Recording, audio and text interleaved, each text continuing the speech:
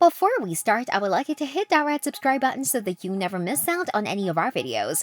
Hey guys, what's up? Welcome back to Film Sci. Number 7, The Werewolves. The vampires and werewolves have always been rivals, but a long-standing agreement between the supernatural creatures in Staten Island has prevented them from clashing. A feud between the gang and a local group of werewolves changes this, and they're forced to select their strongest fighters to compete. The actual battle is short and hilarious as the vampires choose Nandor to be their representative. He knows he's not strong enough to go against the antagonist the werewolves choose to fight for them, so he brilliantly picks a chew toy and throws it over the building.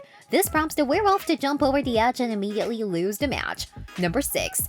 Vampiric Council. Every fan knows that the Vampiric Council's relationship with the gang is complicated to say the least. The prestigious group of elite vampire rulers once sentenced the main characters to death, which they narrowly escaped thanks to Colin's umbrella. Since then, they've sent assassins foiled by Guillermo and invited the vampires to the exclusive event Novo Theater Des Vampires. This trap fails because they once again underestimate Guillermo, who finally reveals his Van Helsing heritage. It seems like a shaky alliance between the council and the vampires have been formed, but there's no telling when they'll change their minds and become villains again. Number 5. Simon the Devious. Simon is introduced as the egoistic owner of the Sassy Cat Club and the leader of the Leatherskins. The housemates go to him for assistance after the Baron's arrival, but he unceremoniously turns them away after taking Laszlo's cursed witch skin hat. This predictably doesn't end well for Simon, who ends up living in the sewers.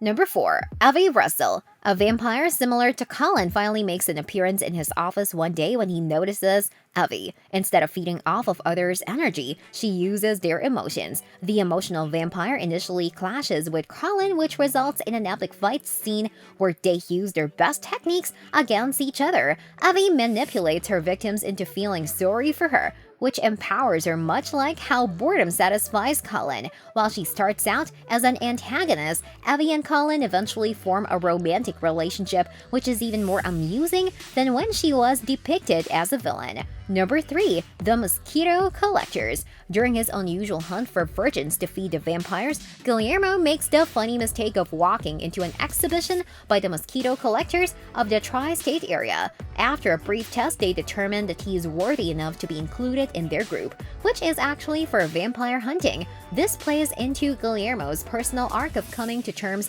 with his Van Helsing roots. The vampire hunters are determined to exact revenge on the supernatural creatures who they view as murderous and evil.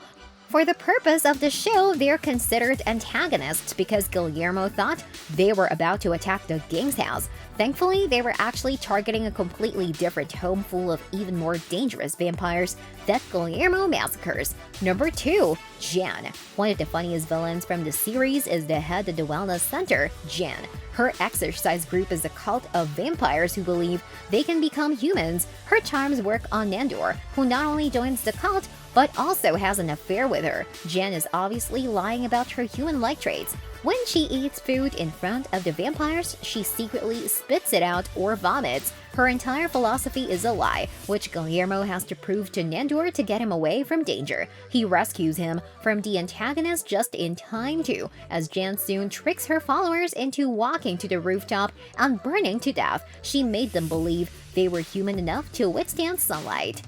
Number 1. Dr. Tom.